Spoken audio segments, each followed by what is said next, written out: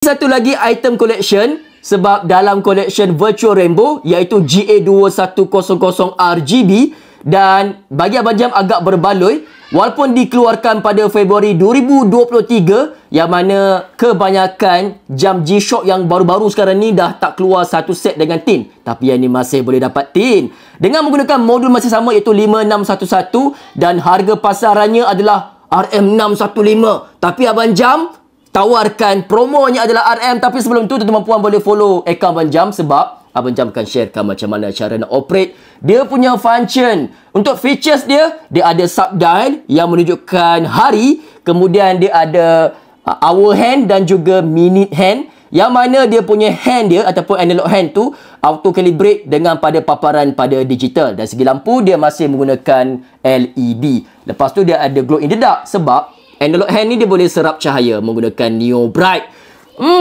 Berapa Abang Jam nak tawarkan? Tuan-tuan puan boleh tengok dari segi dia punya band dia, still ada glowing, glossy lah, glossy. Memang cantik cucu tuan-puan. Dengan tin dia ada sekali. So Abang Jam tawarkan pada RM399 saja. Itu pun sementara stok masih ada. Berkenan, jom snap dengan Abang Jam. Item yang bona fide saja tau. Nak walk in boleh, nak online pun boleh.